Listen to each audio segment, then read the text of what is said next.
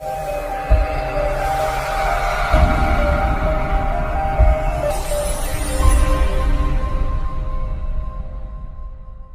चलिए आज की वीडियो शुरू करते हैं।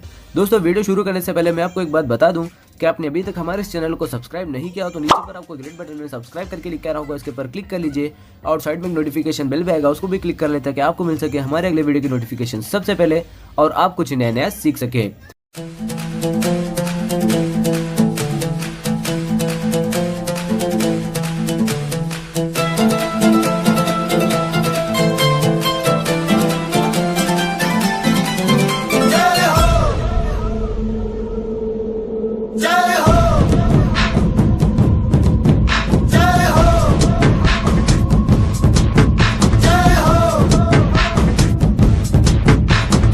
आजा आजा जिंद शामी आने के तले, आजा जरी वाले नीले आसमाने के तले। जय हो जय हो। आजा आजा जिंद शामी आने के तले, आजा जरी वाले नीले आसमाने के तले। जय हो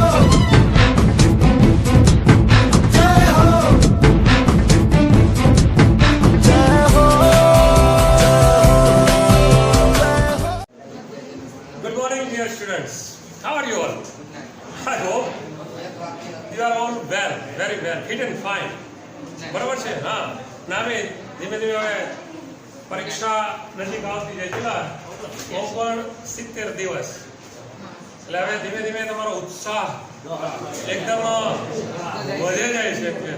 જટ પરીક્ષા આવી જાય, જટ નવરા થાય, કારણ કે 2 વર્ષની મહેનત છે એ 2 વર્ષની મહેનતનું ફળ હવે તમારે મેળવવાનું છે. 11 અને 12 2 વર્ષની મહેનત થાય, આમાં 2 વર્ષની મહેનત છે. બરાબર? 11 અને 12 બંને વર્ષની વાત કરું છું. તો આપણે લાસ્ટ લેક્ચરની અંદર એક્ટિવ વોઇસ, પેસિવ વોઇસના બધા અલગ અલગ વાક્યો છે એ જોયા. હવે આપણે 2-3 પેરેગ્રાફ છે જરા પ્રેક્ટિસ કરી અને પછી નવા ટોપિક તરફ આગળ વધશું. Okay, so let's get started. તમારી પાસે અહીંયા બોર્ડ ઓલરેડી પેરેગ્રાફ છે જ. What are you writing? You should not spoil the bench. You always disobey your teachers. Very easy, it's very easy paragraph. ખૂબ જ સરળ છે ને તમારા જેવા બ્રિલિયન્ટ સ્ટુડન્ટ્સ માટે તો ઇટ્સ ચાઇલ્ડ્સ પ્લે. બાળક કેમ ચપટી વગાડતા કામ થાય? હા, વેરી ગુડ. તો તું જ જવાબ આપીશ મને? બરાબર, ચપટી વગાડવા જેટલું સહેલું છે. તો બોલ છે બેટા સોમનાથ, આપણે આનો જવાબ પહેલું વાક્ય કઈ રીતે કરશું?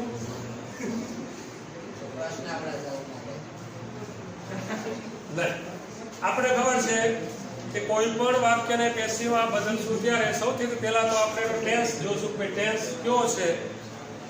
બરાબર? તો ટેન્સ કયો છે? કન્ટિન્યુઅસ પ્રેઝન્ટ ટેન્સ, ચાલુ વર્તમાન કાળ. એમાં વાક્ય રચના કઈ છે? WH વાળી પ્રશ્નાર્થ વાક્ય રચના છે અને એમાં પણ વોટ થી પ્રશ્ન પૂછાણો છે.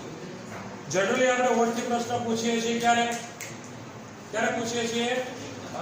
કર્મ વિશે જાણવા માટે. બરાબર? Vote are you writing? તમે શું લખી રહ્યા છો? કર્મ છે નહીં. એટલે વોટ વાળા વાક્યની અંદર ઓબ્જેક્ટ હોતું નથી. આ વાક્યને જ્યારે આપણે પેસિવમાં બદલશું ત્યારે વોટ થી શરૂઆત કરશું. વોટ ઇઝ અ ટુ બી નો આવશે ઇઝ, કારણ કે ઓબ્જેક્ટ ની ખબર નથી. વોટ ઇઝ પછી ક્રિયાપદ રાઇટ નું રિટર્ન, નોટ રાઇટર, રિટર્ન. બરાબર? વોટ ઇઝ ચાલુ કાળ દર્શાવવા માટે બીઇંગ શબ્દ એડ કરશું. ચાલુ વર્તમાન કાળ છે તો ચાલુ કાળ દર્શાવવા માટે બીઇંગ શબ્દ એડ થશે. What is being return very good bye you. વાહ, કેટલા હોશિયાર છો! જો તમે તરત યાદ રહી જાય જે કાંઈ વોટ એવર આઈ સ્પીક તમને યાદ રહી જાય છે. Very good, very good. સમજાણું આ વાક્ય? વોટ વાળા વાક્યમાં ઓબ્જેક્ટ હોતું નથી, પણ વોટ વાળું વાક્ય છે હંમેશા એમાં વર્બ કેવું હોય છે? ટ્રાન્ઝિટિવ. અને ટ્રાન્ઝિટિવ વર્બ હોય એટલે પેસિવ થાય. ત્યાર પછી you should not spoil the bench. વાક્ય રચના કઈ છે? કોની વાક્ય રચના છે?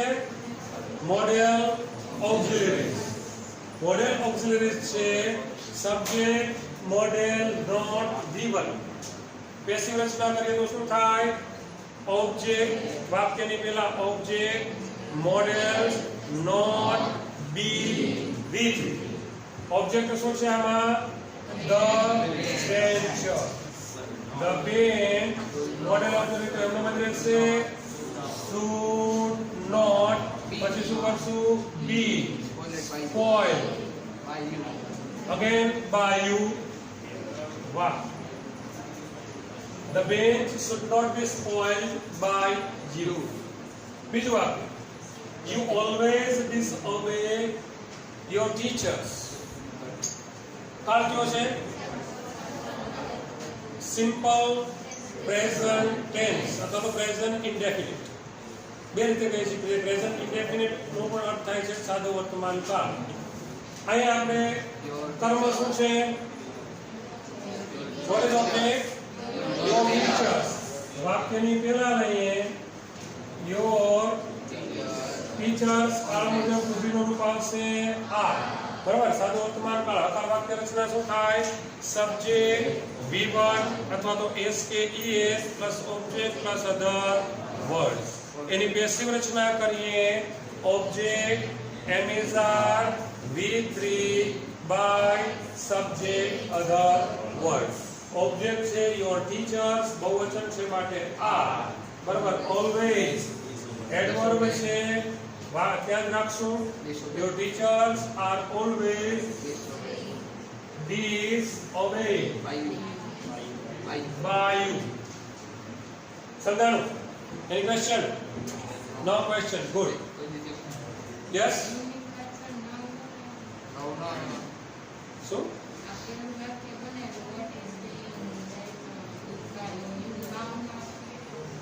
આમાં છે નહીં ને અધર વર્ડ્સ. આમાં નાવ હોત what are you writing now તો નાવ આવે. આપણે છે ને શબ્દ તો લખવાની જરૂર નથી. એમ કહો છો ને તમે નાવ શબ્દ પણ એ નથી. જે વર્ડ્સ હોય છે એ લખવાના, એક્સ્ટ્રા એડ કરવાના તો નથી. જરૂરી નથી કે કીવર્ડ્સ હોય. એટલે કદાચ એમાં હોય નથી લખ્યું નથી લખવાનું. લખેલું છે તો લખવાનું. નેક્સ્ટ વાત તો બેટા બોલ તો આ બોલ ફરી રિપીટ. બેન તમે બોલો ના વેરી ગુડ. એટલે તને વાંચતા આવડે, મને ખબર છે, હું બોલી શકે. તો આપણે સમજાવ્યું છે કે ધ અને ધી એટલે ન ભૂલાવું. અમ્બ્રેલા છે યુ, વાઉલ સાઉન્ડ થી શરૂ થાય છે એટલે the umbrella, not the umbrella. તો the umbrella ends of South America take the pieces of leave to their nest. કાળ કયો છે? ટેન્સ કયો છે? Simple present tense. ઓબ્જેક્ટ શું છે આનો? અહીંથી આપણે જવાબ લખશું. શું છે object? the pieces of leaf. બરાબર છે. આખું છે. જનરલી ફરી પાછું રિપીટ કરતા હું. ઓ, નો ની નુના સંબંધક વિભક્તિ છે ઓ, અથવા તો અપોસ્ટ્રોફી એસ વાળો કોઈ પણ શબ્દ હશે તો આખો ફ્રેઝ હશે કર્મ તરીકે. તો વાક્યની પહેલા લઈએ the pieces of leaf. બરાબર છે. પછી ટુકીનું રૂપ શું આવશે? is આવશે. યાર is આવશે. કેમ? આર આવશે. અરે વાહ. પાંદડું ભલે એક હોય, કટકા ઘણા બધા છે. સમજો. ભૂલ અહીંયા કરીએ છીએ આપણે. જનરલી ક્રિયાપદ વાપરીએ છીએ છેલ્લા શબ્દને કારણે. કઈ લીફ આપી દીધું એટલે તમને એક જ પાંદડું છે એટલે ઇઝ વાપરી નાખીએ. ના, આખો શબ્દ સમજો લીફ પાંદડું ભલે એક હોય, કટકા ઘણા બધા છે. એટલે કરતા શું છે એ જરા જોવાનું છે કે આ પાંદડું ભલે એક, કટકા ઘણા બધા છે. ધેટ મીન્સ પ્લુરલ છે, બહુવચન છે, તો શું વાપરશું? Are. The pieces of leaf are. કર્મ શું છે? હવે ક્રિયાપદ શું છે આમાં? ટેક. ટેકનું શું થશે? ટેકન. Are taken. ફરી પાછું રિપીટ કરું છું, એનું ઉચ્ચારણ એ થાય છે કે ટેકને ટેકન શબ્દ વાપરીએ છીએ. Take, not take. Take. Problem જો ઘણીવાર તમે મેડ બોલીએ છીએ, મેક હોય તો મેક શબ્દ છે જ લગભગ આગળ હતું, આમ જ છે. આ મેક શબ્દ છે. હવે એનું તમે V3 બોલો. મેડ બોલી નાખીએ આપણે, બોલીએ છીએ મેડ. એકચ્યુઅલી મેડ બોલવું પડે. શા માટે? મેડ બોલો તો પાગલ થઈ જાય. ઉચ્ચારણમાં ફેર, ઉચ્ચારણનો ફેર એટલે જ કહું છું. મેડ, મેડ, મેડ. ઉતાવળમાં આપણે મેડ બોલી નાખીએ, મેક ટુ મેડ. તો મેડ ધેટ મીન્સ પાગલ. પાગલ તો નથી, બરાબર છે. તો the pieces of leaf are taken to their nests by the umbrella ants of South America. ચલ સર, વેરી કેટલું ઈઝી છે. ચપટી વગાડવા જેટલું. Yes, very good. ચપટી વગાડવી સહેલું. They chew up them nicely. ફરી પાછું કર્મ શું છે આમાં? them. them ને વાક્યની પહેલા લેશું શું થઈ જશે? they. them જે વાક્યની પહેલા આવશે they થઈ જશે. they બહુવચન છે માટે are.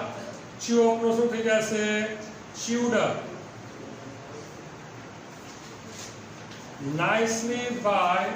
ફરી પાછું ધ્યેય કરતા છે શું થઈ જશે? them.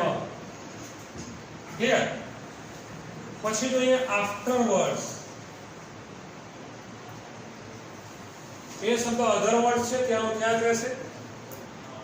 they make beds of these chewed up leaves.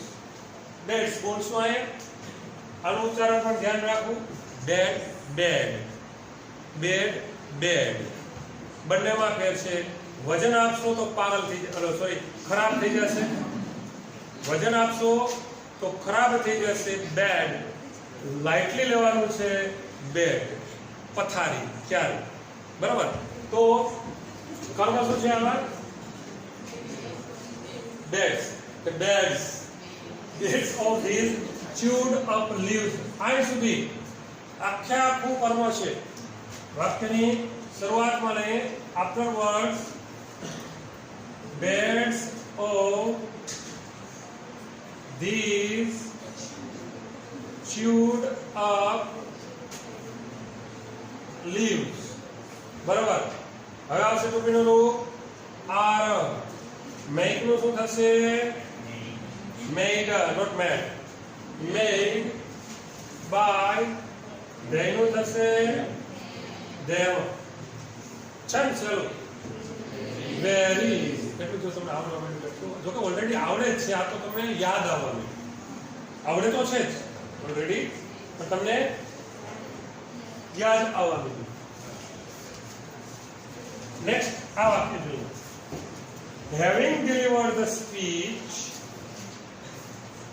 Mr. Bansal stood for some time. વાક્ય રચના કઈ છે? વાક્ય રચના કઈ છે? યસ, કઈ છે? કયું વાક્ય છે? Having delivered the speech. Hearing વાળી વાક્ય. Very good. વાહ, મને ખબર નહોતી કે હેરિંગ વાળી વાક્ય. How clever you are. Very interesting, very interesting. જોઈ ચોપડામાં જોઈ. પરફેક્ટ પાર્ટિસિપલ, પૂર્ણ કૃદન. Having delivered the speech, perfect participle, પૂર્ણ કૃદન. ક્યારે ઉપયોગ કરીએ છીએ આનો? यस परफेक्ट पार्टिसिपल નો ઉપયોગ ક્યારે કરીએ લાસ્ટ લેક્ચર જોયું આપણે ये ચોપડી બંધ કર ચોપડી બંધ કર ચોપડાવાળા નહીં ચોપડામાં જવાબ હા એક ક્રિયા કર્યા પછી તરત બીજી ક્રિયા કરવામાં આવે છે કોઈ એક કર્તા દ્વારા એક ક્રિયા કર્યા પછી બીજી ક્રિયા કરવામાં આવી હોય ત્યારે આપણે પરફેક્ટ પાર્ટિસિપલ નો ઉપયોગ કરીએ છીએ વાક્યની શરૂઆત કરીએ છીએ હેવિંગ પ્લસ V3 થી પેસિવ રચના શું થાય what is passive structure object having being with object શું છે આમાં the speech વાક્યની પહેલા લઈએ the speech having been delivered બીજું વાક્ય mister Bansal stood for some time શું થશે પેશિયાનો એમ નામ રહેશે કા બોલ પેશી ન થાય કા શા માટે ન થાય નથી લખવું એટલે હવે તો ગણે થાય સરસ બેટા મજામાં વેરી ગુડ કારણ કે વર્બ છે કેવું છે ઇન્ટ્રાન્ઝિટિવ અકર્મક ક્રિયાપદ હોય તો પેસિવ થાય નહીં સ્ટેન્ડ ઊભું તો ઊભવાનું તો કોઈ કર્મ હોતું નથી એટલે વાત કેમ રાખશું mister Bansal stood for some time. Next, the audience gave a loud applause for him. કાળ કયો છે સાદો ભૂતકાળ બરાબર છે કર્મ શું છે આમાં a loud applause એટલે તાળીઓનો ગડગડાટ વાક્યની પહેલા લઈએ a loud applause સાદો ભૂતકાળ છે was એવું થશે given for him by the audience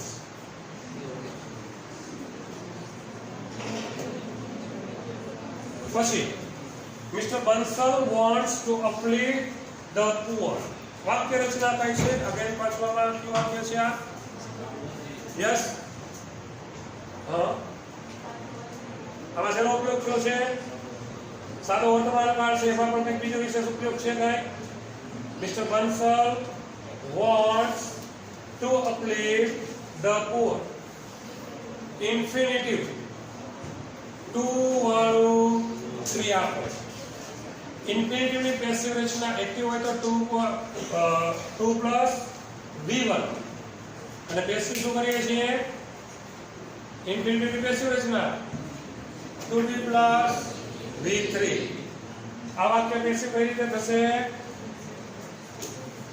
mister Bansal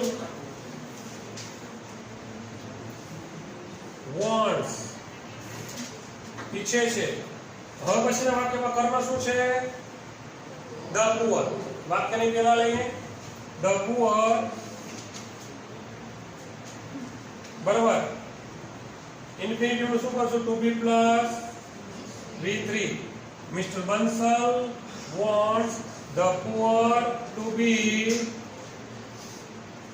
uplifted got it chess yourself any question no question જોઈ લેતા પછી આગળ વધીએ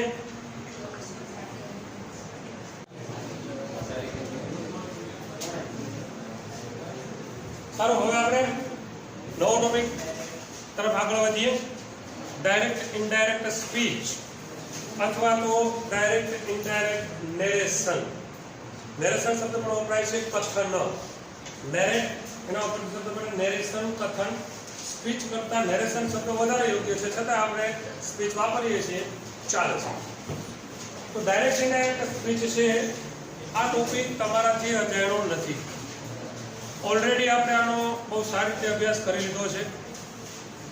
10માં 11માં બહુ વ્યવસ્થિત રીતે અભ્યાસ કર્યો છે અને આઈ નો કે તમે આ ટોપિક બહુ સારી રીતે તમને આવડે છે અને this is the most favourite topic.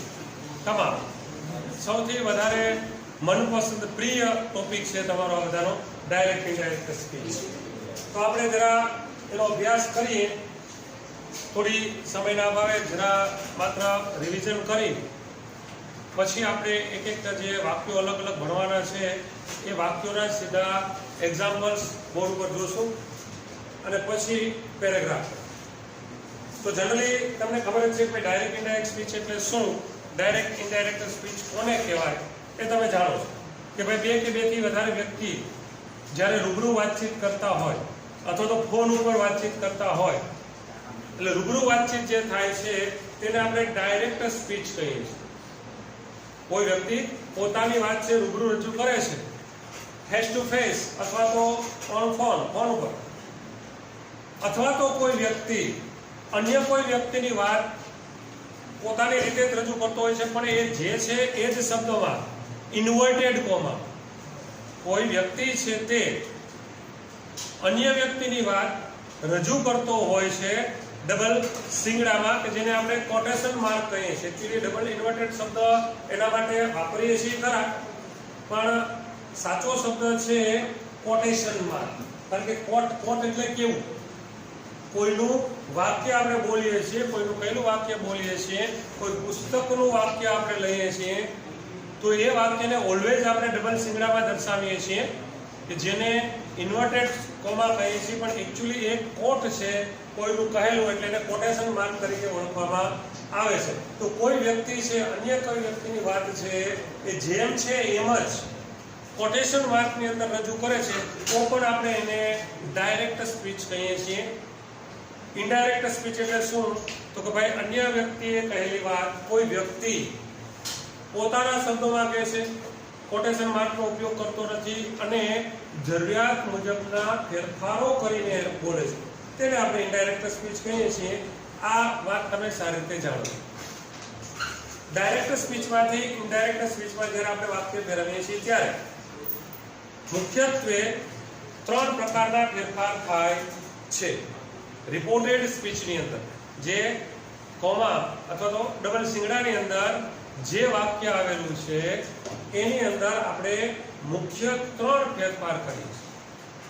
આપણે જે 5 પ્રકારના વાક્યોનો અભ્યાસ કરીએ છીએ, 5 પ્રકારના વાક્યો ક્યાં ક્યાં, ડાયરેક્ટ ઇનડાયરેક્ટ સ્પીચની અંદર 5 પ્રકારના સેન્ટેન્સીસનો આપણે અભ્યાસ કરીએ છીએ. ક્યાં ક્યાં અભ્યાસ કરીએ છીએ બેટા નથી તો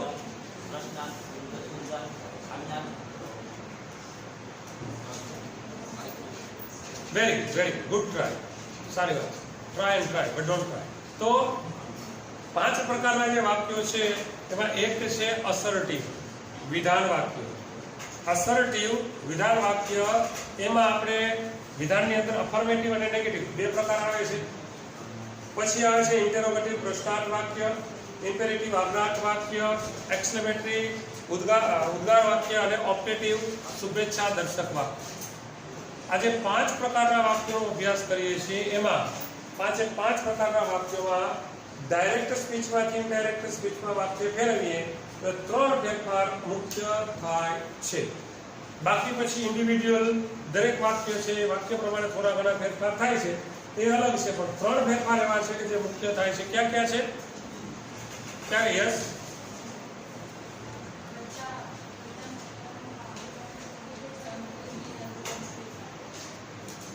જરા સ્પીક અપ. સાચી વાત છે. બીજા કોઈ? પહેલો ફેરફાર આપણે જોઈએ છીએ તો એ સર્વનામમાં ફેરફાર. બરાબર, પહેલો ફેરફાર થાય છે સર્વનામમાં ફેરફાર. બીજો ફેરફાર થાય છે ટેન્સ કાળ અને હેલ્પિંગ વર્બમાં ફેરફાર, જે તમે ટુ બી ના રૂપ બોલ્યા છો હેલ્પિંગ વર્બ છે, હેલ્પિંગ વર્બમાં ફેરફાર. અને ત્રીજો ફેરફાર થાય છે એ સમય અને સ્થળ દર્શક શબ્દોમાં, નજીકતા દર્શક શબ્દ દૂરતા દર્શક શબ્દોમાં બદલી જાય છે. મતલબ કે પહેલો ફેરફાર આપણે થાય છે એ પહેલો ફેરફાર કેવા કરીએ છીએ તો કે સર્વનામમાં ફેરફાર. સર્વનામમાં ફેરફાર છે બરાબર. એ તમને પેલું વિભક્તિનો ચાર્ટ તમારા મગજમાં જ છે, આઈ, મી, માય, બરાબર છે. એ જે 40 જેટલા સર્વનામ થાય છે એમાં ફેરફાર થાય છે. તો કઈ રીતે થાય છે જોઈએ વન બાય. જો રિપોર્ટેડ સ્પીચની અંદર, રિપોર્ટેડ સ્પીચ એટલે ઇન્વર્ટેડ કોમામાં આવેલું વાક્ય. રિપોર્ટેડ સ્પીચની અંદર પ્રથમ પુરુષ ફર્સ્ટ પર્સનના સર્વનામ હોય તો ફર્સ્ટ પર્સનના સર્વનામ ક્યાં છે? I, me, my, mine, myself, we, us, our, ours, ourselves. આ 10 સર્વનામ છે પ્રથમ પુરુષના સર્વનામ છે ફર્સ્ટ પર્સન. પહેલા પુરુષના સર્વનામ છે તે હંમેશા રિપોર્ટર એટલે કે બોલનાર વ્યક્તિને આધારે બદલે છે. જો રિપોર્ટેડ સ્પીચની અંદર બીજા પુરુષના સર્વનામ આવેલા હોય તો સેકન્ડ પર્સન એના જે સર્વનામ છે ક્યાં ક્યાં છે? You, you, your, yours, yourself અને યોરસેલ્ફ. આ જે સેકન્ડ પર્સન છે બીજા પુરુષના સર્વનામ હોય તો તે લિસનર એટલે કે સાંભળનારના આધારે બદલે છે. ઓલરેડી તમારી પાસે આ બધું લખેલું જ છે એટલે આપણે લખાવતા નથી, માત્ર તમને યાદ દેવરાઈ દઉં છે. ઝાટકણી માર દઉં, ધૂળ ઉડી જાય. બીજો ફેરફાર શું થાય છે? બીજો ફેરફાર થાય છે કાળ અને સહાયકારક ક્રિયાપદોમાં ફેરફાર. કાળ અને સહાયકારક ક્રિયાપદમાં ફેરફાર કઈ રીતે થાય છે? જો રિપોર્ટિંગ વર્બ એટલે શું? રિપોર્ટર અને લિસનર એ બંનેની વચ્ચે જે વર્બ આવેલું છે એને આપણે રિપોર્ટિંગ વર્બ કહીએ છીએ. એ સે, સેઝ, ટેલ, ટેલ્સ, સેડ, આસ્ક, બરાબર. આ રીતે જે શબ્દો આવેલા છે, વર્બ આવેલા છે એને આપણે રિપોર્ટિંગ વર્બ કહીએ છીએ. તો જો રિપોર્ટિંગ વર્બ છે તે કોઈ પણ પ્રકારના વર્તમાન કાળ અથવા તો ભવિષ્ય કાળમાં હોય તો, એટલે કે સે હોય, સેઝ હોય, ટેલ હોય, ટેલ્સ હોય, આસ્ક હોય અથવા તો વિલ સે, વિલ ટેલ, એ રીતે કોઈ પણ પ્રકારના વર્તમાન કાળ કે ભવિષ્ય કાળમાં હોય તો રિપોર્ટેડ સ્પીચની અંદર આવેલો કાળ બદલતો નથી. એ કાળ એમને જ રહેશે, નો ચેન્જીસ. રિપોર્ટિંગ વર્બ જે છે એ કોઈ પણ પ્રકારના ભૂતકાળમાં હોય. રિપોર્ટિંગ વર્બ કોઈ પણ પ્રકારના ભૂતકાળમાં હોય, મતલબ કે સેડ હોય, ટોલ્ડ હોય, આસ્ક્ડ હોય.